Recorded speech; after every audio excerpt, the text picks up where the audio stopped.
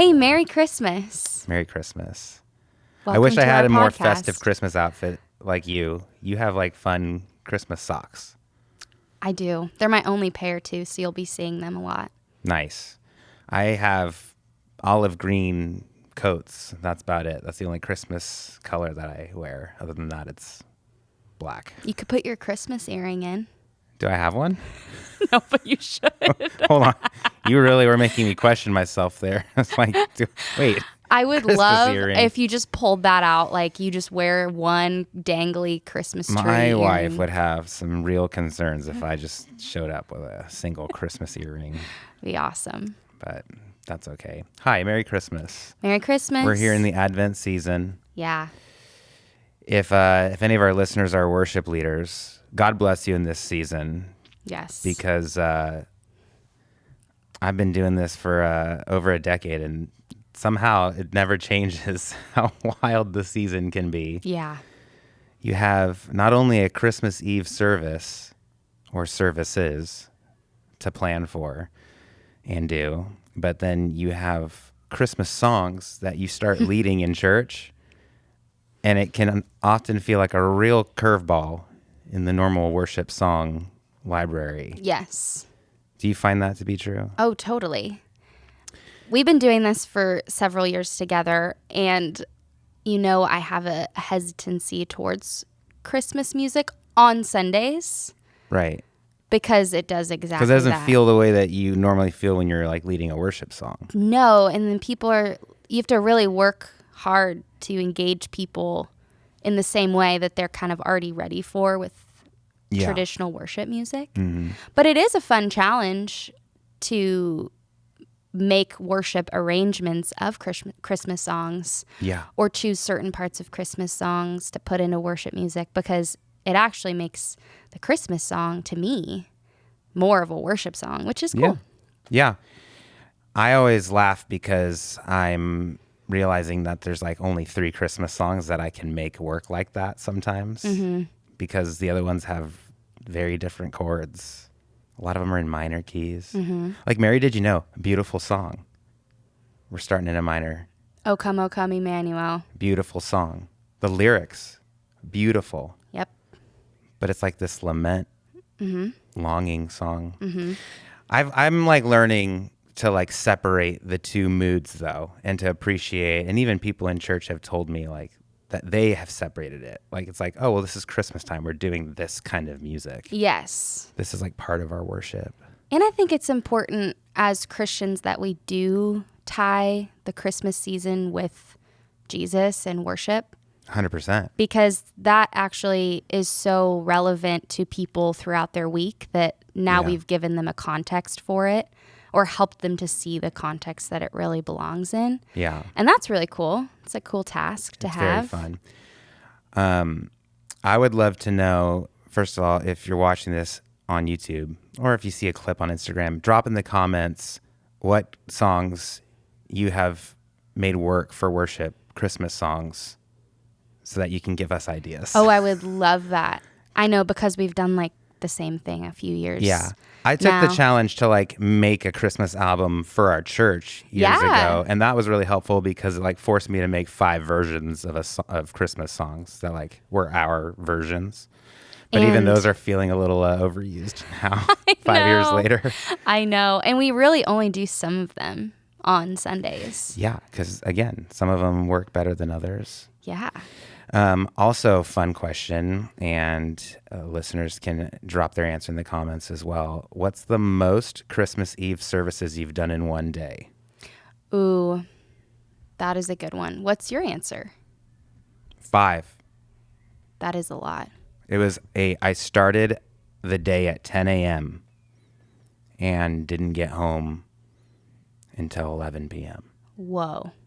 Yeah, it was a crazy day. And it was like, by the time you're at service 3, 4, you're like in another world. Because it's also Christmas Eve. Yeah, and like Christmas Eve services, I feel like even more than an Easter service, there's like so many people that don't go to your church that are visiting. Yeah. And you're the first person that says anything. They're the first voice they hear. So you're like, Merry Christmas, everybody. Welcome. Try doing that on the fourth and fifth time I know. with all the sincerity in the world when you're like so tired. Yeah. It's an interesting one. This year we have 3. I know, which is a first for branches. Yeah, first for our church. So that'll be kind of a marathon for our team, which I'm really thankful for them to step into that. Yeah. And it's the first time in a few years we've actually done our services on Christmas Eve.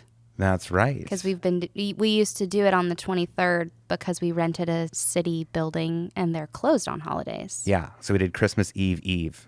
Yeah. Yeah. So our church is in for it this year. You know, I'm actually curious. You and I have talked about this casually, but how has your life been affected by being somebody who serves in ministry and a church on Christmas Eve, on a holiday? Because a lot of people, that's like a family day. Yeah, that's a Right? good question. I'd love to hear your answer too. I started serving in ministry when I was, or on the worship team, when I was 15, 16. And I'm now 25, so it's almost 10 years, which is crazy. But I feel like my family has always, that's just kind of been a part of our life because of that. I'm Right. the only one in ministry in my family. Okay. Now that's not so true with my in-laws, but that was definitely something that we had to adjust to, especially when I started working in ministry. Yeah. But I also live far, so they're from my family. So traveling to see them has always been kind of a part of it. And so I feel like because it's been so long, Yeah. now we have just adjusted to have our traditions and everything be not on Christmas or not on Christmas Eve. Right. What's your plan this year? Are you like hopping on the first flight out after church? Yeah, we have a red eye on Christmas Eve Wow. to Nashville after our last service. So that'll be fun. LAX fun on time. Christmas Oh. Eve. Pray for Katie, y'all. I know. Hey, I used to get so much flack because when I was a teenager, I would drive up to Northern California after the last service of Oh Christmas yeah, Eve. we would all make you text us I know. It was really that you sweet. got there safe. Because we didn't want you to die on I-5. I know. It was really sweet, but it was brutal. Yeah. I don't think I could do that anymore.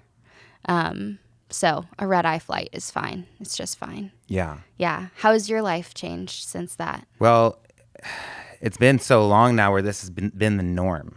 Yeah. So it's like my own family has adjusted, but it was being married and having kids and having, my parents and my in-laws, like there's always the dynamic I think every couple has of like trying to see as much family as you can. Yeah. And so quickly we've just had to like build expectations. Mm-hmm. But for my families are both local. So usually I'm able to see everybody, whether it's all on one day or spread out over the course of a couple days. You were mentioning that we had Christmas Eve services the last few years. That made Christmas Eve kind of a special day where I could spend, Christmas Eve with one side of my family and Christmas Day with another. But yeah, I mean, it's one of those sacrifices of ministry that I think can be overlooked. Totally. Things like holidays. Easter's even a holiday that people spend with family. Mm-hmm. Christmas Eve, obviously. Thanksgiving weekend, there's church that Sunday. So it's like, it's funny because my family's become used to, and my wife's family are involved in ministry, various capacities too. So there's like an understanding of the commitment we've made, and we've just adjusted. But, I'd be lying if I said I didn't, sometimes wish that it was just simpler. Yeah. Where there was like, a hall pass. I know.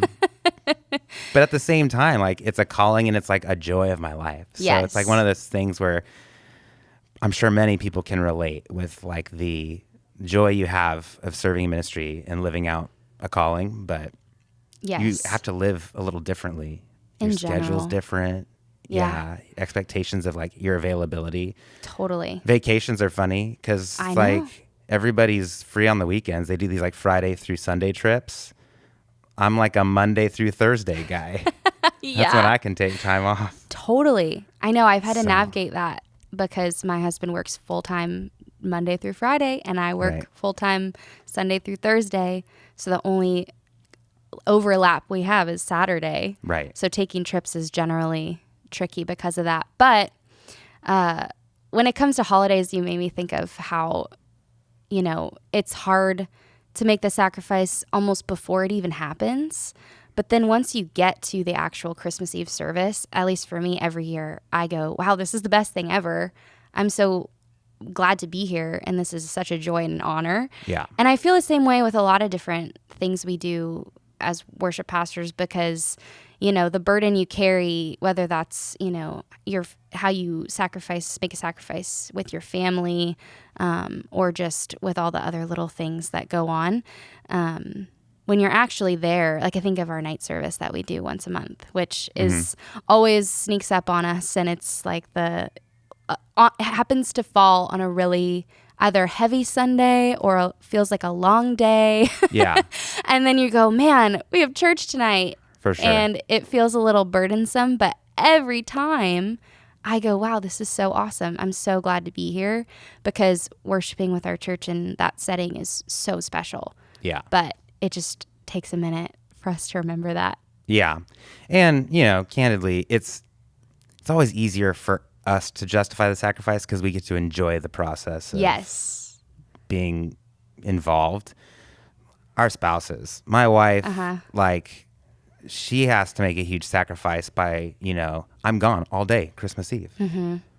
That's like a day out that our kids are in school. They're out of school that week. It's like a vacation. Yeah. Meanwhile, I'm working harder than most days, Totally. on that day. So it's like a huge sacrifice for families collectively, Yes. even for your husband, adjusting to your norms during those seasons. When Yeah. that's like Christmas Eve's like a day for someone like him to just hang and relax I know. and enjoy the festive, holiday Yes. spirit.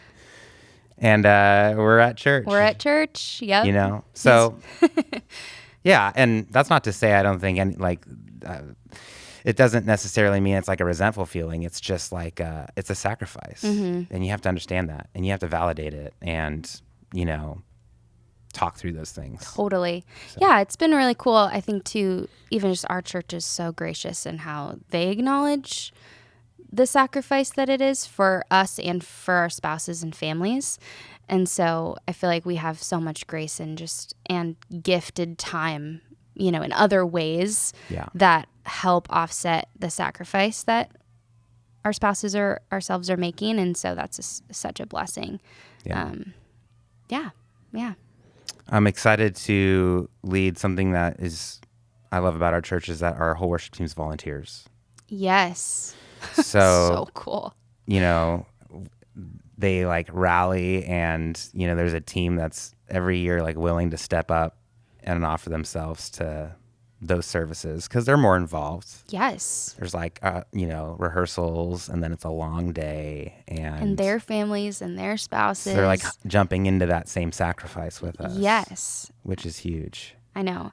It's really a blessing though, because I feel so filled up by that sacrifice. Yeah. You know how when you go to church and you're feeling a little bit tired, but you can sit in the pews or your chairs and hear other people singing around you, even when you're not singing, and feel lifted up and carried.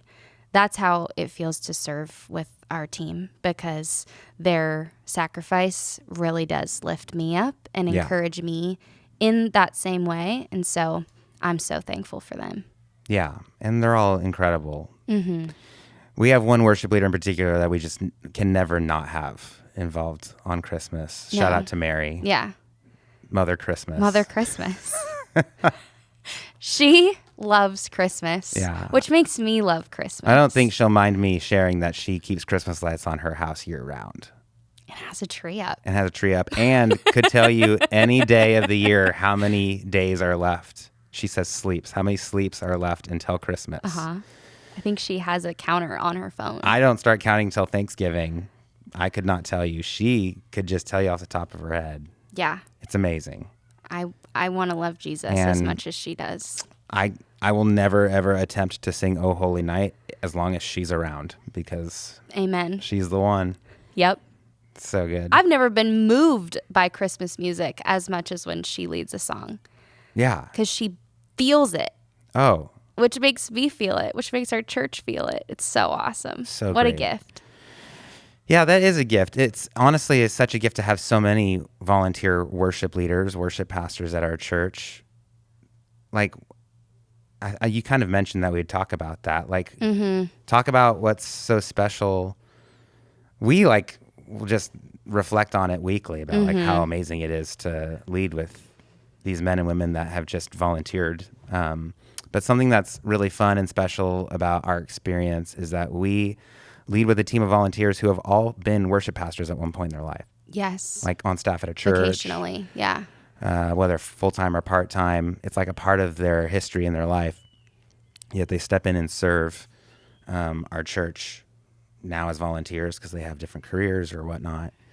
And share the burden too. And share the burden. Like spiritually, you know? Yeah. They pray and carry the ministry alongside of us. Yeah. And that is so awesome. That's something that you started before I was around. You were never leading the full Sunday. And I first was shocked by that because it wasn't a big church. And so it was just really special and cool that you would involve other people to lead songs with you, but not just sing a song. It was to carry a pastoral moment or to lead communion or to pray over offering. Right.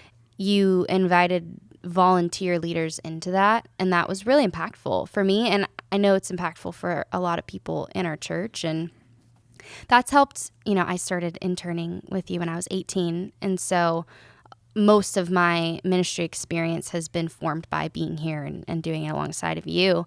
But that has helped me have a healthy view of even just my role on staff and my role as a part of leading this ministry, because I've never felt like it has to all be on me or on us. Yeah. Because people are so willing to share that if you just allow them to.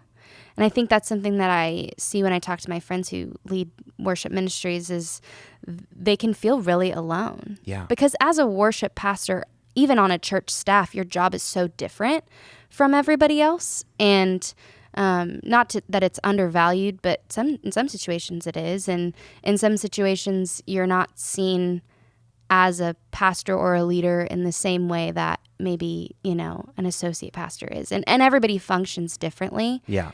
But to have people share that with you that aren't on staff kind of validates that role that we carry. Yeah. The unique thing about like a worship pastor, worship leader is that we do a lot of things that people in their minds think is easy. Mm-hmm. But then if they actually like applied themselves to do it, they'd realize how much work is involved in it. Mm-hmm. And that's not really like anyone's fault. Like that's not their job to think about that. Totally. I don't think about how hard it is to do someone's taxes, but I'm not a tax person. Of course. It's like, I'm like, yeah, just fill out the form and send it. But like, it's one of those things where, every ministry job has those things. Like even people assume probably wrongly how easy it is for their pastors to write a sermon. Totally. But like if I was asked to write a sermon, you've preached, I've preached, I am spending every day that week toiling over it. Yes. I could not do any other role. Mm-hmm. Yet a lead pastor is leading an entire organization, overseeing many staff, many aspects of ministry, and they have to preach something brand new every week. Yes. Something I don't even have to do. Yes. I don't have to do new songs every week. I get to reuse them. I know. So, but in the world of worship, there's so many things like, and you're talking about a team of volunteers, like preparing them, like resourcing them, caring for them, pastoring them. It's honestly, I was joking with you about this yesterday. It's so much harder to get something on a screen than anyone ever thinks. And at the right time. So like having the right words or graphic or video play on a screen is honestly harder than it should be, but it really is one of those things that takes trying to figure out. Making things sound good, Yeah. being musically prepared, is something that's very undervalued in church. People really think that you can just go up there and play a song, but it takes practice. It takes preparation. It takes thinking through things. Yeah. And I'm really thankful for our team of volunteers that actually takes that seriously with us, carries that burden with us. Me too. That's something that's really, really special. And that whole co-leading thing is something that I learned from my church experience prior to this. Mm-hmm. From my worship pastor and mentor, he would consistently lead alongside others Mm-hmm. and share that burden. And it freed him up to be a pastor and a shepherd in many different ways. Yeah. So that he wasn't having to be the person that did everything. Yes. It's the pressure too. I think we all feel that tension of you want to make yourself important. Whether you're working on staff at a church or doing anything else, you want to give yourself value in your job. And so it's hard to let things go in certain situations because it could be interpreted as, oh, you're not doing your job. But it's actually really beautiful when you share the mantle you've been given with somebody else. Yeah. Even if that means you're not as visible on a Sunday morning sometimes, or, maybe things don't go as well as they could have if you were in charge of every single thing. Yeah. But letting go of that control is really freeing. Yeah. And I think it makes other people excited to join in with you. And I love our church because things are never perfect. And I think everybody in our church loves that. And it makes me feel better that even when you go to a mega church, sometimes the slides are still wrong. 100%. It's great. Yeah. I've learned also to really appreciate the fact that I don't need to know everything somebody does to value them and who they are and the role that they hold. Mainly because I think I've wanted people to not put that on me. Yeah. There is a trope in ministry culture of there's that the worship leaders, all they do is sing songs on Sunday, and what are they doing throughout the week? Mm-hmm. There's so much you could be doing. Yeah. And so, I don't sit here and assume anybody's just doing that on Sunday. But it is anyone who does something really well, whether it's in the church world or in, the business world or any kind of trade, they make it look easy because they've put in the time to do it. Even it's funny, with our band, it's there's these memes or these reels I've found on Instagram where people are when you go and talk to your family member about your music and they're like, why don't you have your song on the radio? Yes. Or yes. When are new songs coming out or whatever? And it's kind of hilarious because they just don't understand. Yeah. But it's when you put in the time to do something really well, people just assume that you can just do it. Mm-hmm. And everything that I think people do that they make look easy, you don't realize the thousands of hours they put in to actually do it with excellence and to make it something really valuable and special. Mm-hmm. Even a church service. Mm-hmm. We've all been to different kinds of productions, shows, events, church services, where there's a difference behind the intentionality of what's going on. For sure. And that intentionality is not by accident. Yeah. Yeah, that's so cool. Yeah. It's really, really awesome. I'm going to pause because I'm going to double check that we're still recording. Great. And we can keep talking because my screen went off, but I'm pretty sure we're good. Okay, cool. Sorry, speaking of making things seem easy, recording a podcast is not easy sometimes. It's all in-house, baby. All in-house. What are some fun/funny Christmas traditions that you've seen or been a part of in church? Oh, in church? Yeah. Ooh.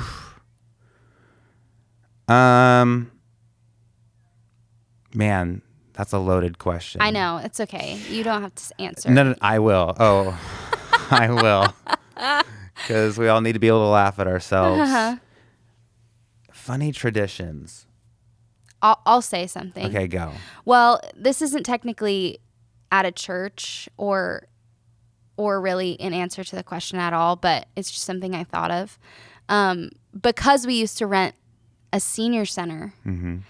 They had crazy decorations. Oh, the craziest. And so I just think of this fondly now, but not at the time, because they would have these really crazy white plastic trees on the stage with these boxes of like gift box type things. It was all white and silver and dusty and weird. And so they get pulled out once a year. Yeah, and then they would have these like really cool things hanging from the walls sometimes the too. garland and yeah. And so we would have to take those down every Sunday.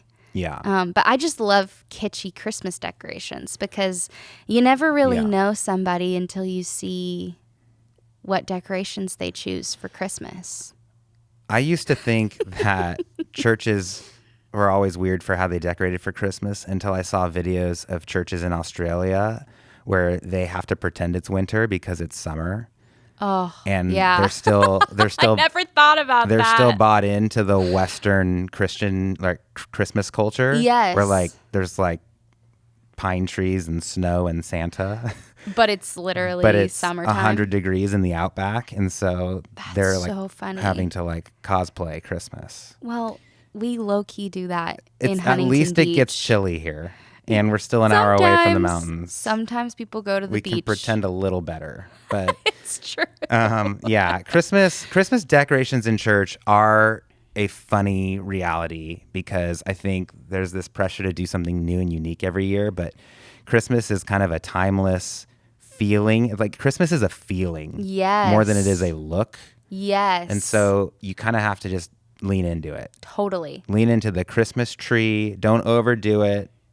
Or overdo it. Don't mid-do it. You can't. Yeah. Okay. You can't go halfway. You either got to go all the way with your crazy idea and just be like, we did this. Yeah. Or you just go simple. I know. This is my hot take. A funny tradition that people really hang their hat on in church for Christmas Eve is lighting candles. I'll stand next to that one forever. I love it. Don't get me wrong. Every time we do it, it's like a really beautiful moment. Yes. And especially like when everyone's doing it, you get this kind of sense of community and camaraderie. And you see all these candles and it's really pretty. But there's been a couple years, especially the last couple years, there's a lot more children at our church. And I saw worship leaders and pastors have a unique perspective because you're standing on stage seeing everybody and all their shenanigans. I saw a child almost burn their entire family down. And our projector. With a candle. And I felt powerless to do anything because I was smiling, holding my candle. Singing. Yeah. Yeah. That was funny.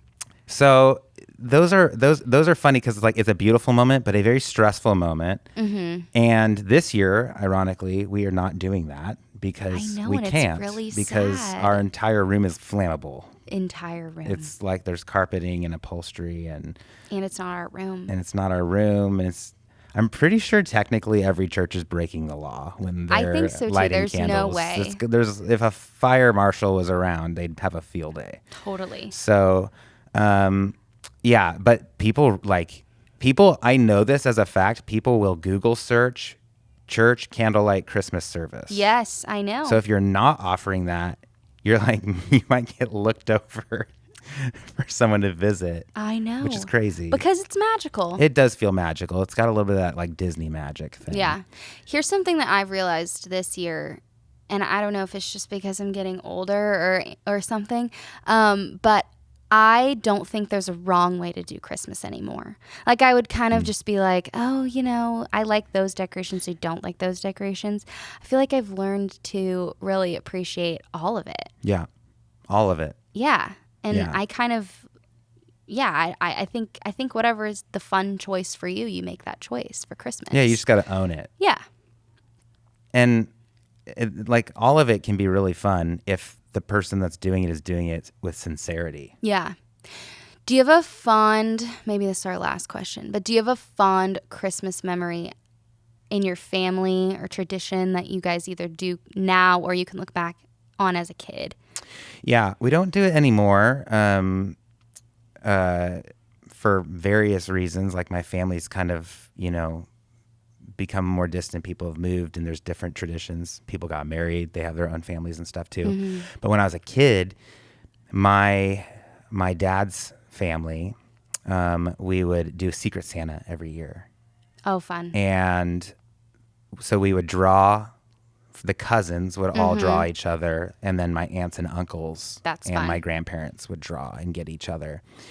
And it was really fun because this was like before internet, where like it's all done on an app or on a website. So like we would write names on an index card and go shop and do this whole thing. And it was always fun because we would do a big Christmas gathering and like give each other the gifts. Yeah. What made it really fun is that one of my uncles really took it to like the next level.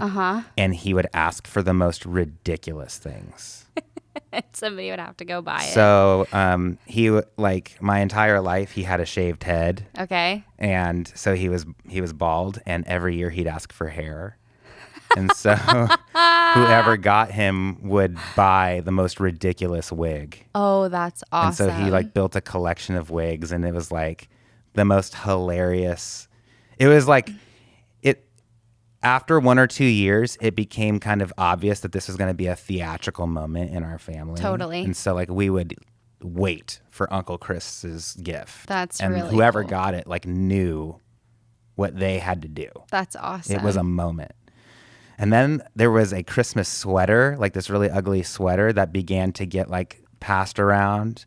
And That's that was great. a thing. So like these like little pranks and jokes. Those are the best. And as a kid, seeing your parents and your aunts and uncles laugh, like belly laugh with each other, was like the most satisfying feeling ever. that's so cool. And so we did that until maybe like 6 or 7 years ago. Honestly, like after COVID, things kind of changed, and a lot of my cousins grew up and moved on and stuff too. So, but yeah, that was like a really fun tradition. That's so cool. What about you? The most memorable one for me, and we did this every year until my great uncle passed away, which was just like 4 years ago. But he would host a Cioppino Fest every year. Cioppino? Yeah, do you know what that is? No, is it an Italian thing? Yeah, it's an Italian fish stew. If you like fish, it's really good. Maybe it's just because Is I've... Cioppino the kind of fish? No, it's all kinds of fish. It's like The whole ocean. Yeah, you just put a ton of stuff in this red sauce. Okay. I'm back. It's like you can It's make not a soup. It is a soup. But then you can make like sauce versions. He would do like a soup. Okay. And then he would do a sauce and then a ton of different pastas. Well, I know Italians have like a very blurred line between soup and sauce. Totally. So that is the perfect way to put it. Yeah. But anyway, he would he had a house with like a carport above it. Okay. And he would put these what are those blue they're blue tarps, like you put when you're painting or something. Mm-hmm. And he would hang those all around the carport to make a room. Okay. The blue ones. Yeah. And The Christmas color. yes. Yeah. And then he would put these huge vats of Cioppino out and all the pasta. Wow. And then he would, put tables with, it was just the most simple setup ever. And very homemade, but he would invite everybody he knew, everybody from church, everybody from the neighborhood, our whole family. That's pretty sweet, though. And it was just so cool. Did it taste good? Oh, yeah, it tasted great. Yeah. My cousins didn't like it, but I did. As a good. kid, it's kind of an acquired taste to like Cioppino. Is it like a ceviche kind of thing? No, you'll have to look it up. I'll have to show Okay. you. But it's unique. They have it on menus at Italian restaurants. I believe you. Yeah. Anyway, Not it every was day really I go fun. to one of those. I know. Yeah. I know, but I miss it, and I would love to do something like that when I'm older and I have like my whole family. Yeah. I would totally host something like that. Maybe I wouldn't do Cioppino because I don't know if the masses would appreciate that, or if it was just my There's little... something special about sharing a family recipe and kind of an out there one. Totally, but I feel like it was kind of like maybe it was just that region because it was the East Bay. Yeah. And so there's a ton of fresh fish up there. Yeah. But I don't know if it would be the same wherever I am when I have, great grandchildren. But that's my fun Christmas memory. That's really fun. Yeah. Things like that make Christmas time really special. Yeah, totally. All those fun. It's funny, the things that you roll your eyes at when they're happening are the things you look back on. I know. Fondly. Yeah. Because they kind of help highlight where you were and how you felt in those moments. Mm-hmm. And even with church, it's like all the things that make church weird are also what make it special. I know. And genuine. Yes. That's why it's fun to have so many different generations in church, because the older people always have these, what younger people would go weird. Why do you love that so much? And or vice why versa. Why is that so important to you? But then you get older and you realize that you look back on stuff and feel the same ways. Yeah, I can't help but laugh when you say when you get older. I know, I've said it a couple times, and ironically. I will announce to the podcast that we just looked at our Spotify Wrapped. Yeah. And my listening age was 18. Which is crazy. And it's because you listen to that K-pop stuff with your kids. Whoa. It was not, that didn't even pop up on my Really? top albums. No, heck What no. was it then? What are you listening to? Some of it was Taylor Swift, not gonna lie. Okay. Well, she's 34. She brings my listening age down, apparently. Okay. And then a bunch of indie pop, and then worship stuff, new worship stuff. Oh, a lot of Elevation Rhythm. Yeah, I've listened to that. Okay. I don't know how that brings my listening age down, but it did. The, What was your that's listening their age? youth group, 88. 88. It's because I love the jazz. 88. If there's any 88-year-olds actually using Spotify Wrapped, I'd love to meet them. Same. I did see this thing on Instagram where somebody said Spotify Wrapped they knew how pick-me everybody is, and they knew that you would post your age because it was so quirky that you were old or you were young, and they totally got us all. Yeah. Because we ate it up.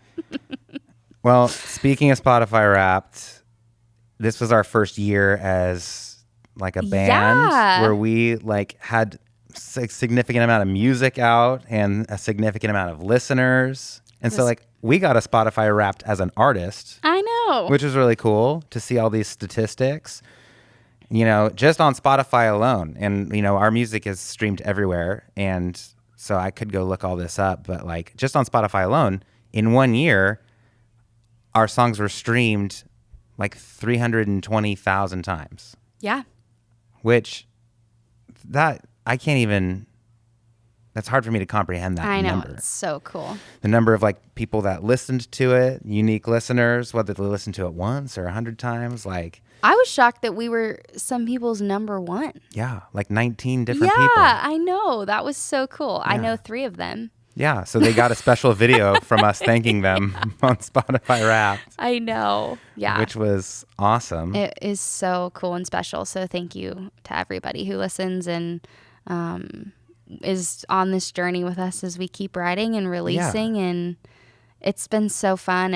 And I don't know, the numbers are cool, and that stuff is really nice to see because it feels validating that people are listening and sharing and everything. But also just, it means more to us when we see comments or DMs or text messages from people who have expressed that our music has helped them through a season or has meant something to them. Because that's why we do this. That's why we feel, that's where we feel like we're being obedient to the Lord, is that we are writing these songs and sharing these songs, not just because, we like them and they're fun, but because they've actually ministered to us and they've ministered to our church and our family and our friends. And now, for some reason, beyond that, which is just so cool. So, you and I were talking about this on our last podcast about people sharing that, and then we were talking about how would we describe our band, like Yeah. if we wanted to like say like what's unique about Salt. Uh-huh. And you said something to the effect of, well, we feel like we're helping people find words for certain seasons of life. Mm-hmm.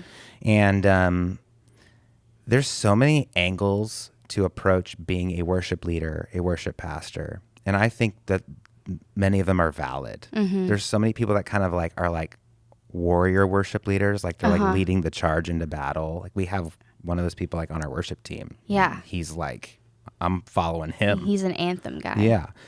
And then there's people who are more like shepherd pastoring kind of while they do it. Like it's like they're caring for people. And then there's people who like are truly trying to like give you words to sing if you don't have them, or give us something to sing together Yes. to kind of rally around a particular moment. And I feel like that's like a niche that we've found for ourselves. Yeah. Even when we're writing, it's like, okay, like how could this be something that you and I would sing and even would be something that somebody could relate to?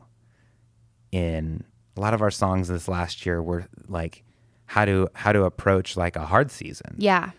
You know, or how to approach a challenging season. Maybe it's not hard in the sense that you're sad, but it's like you're kind of being stretched. Yes. Something that I think we've talked about and learned this last year is that when you lean into writing a song that is very specific and pointed, it doesn't actually come out that way. You know, like I've shared a song or two that we've written about a very specific situation and a very specific prayer.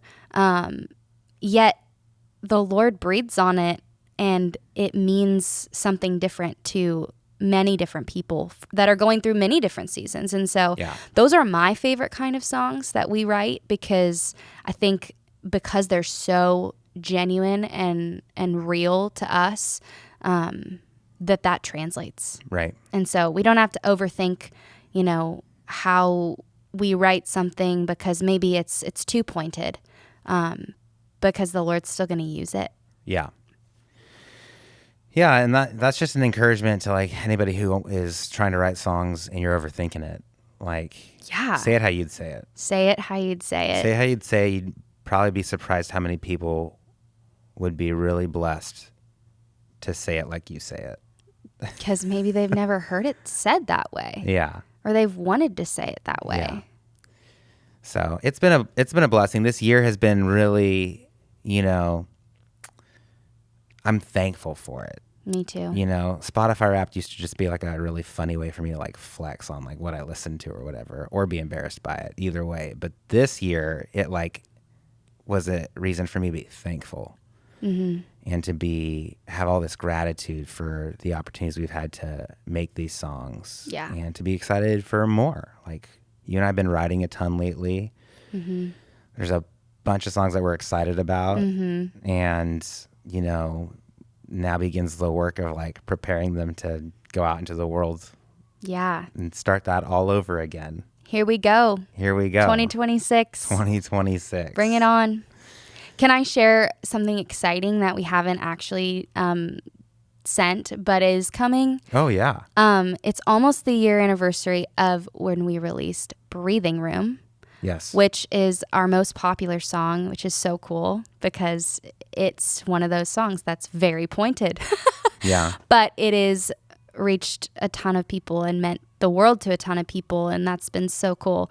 But we are releasing an alt version of it where we just did a live acoustic living room session.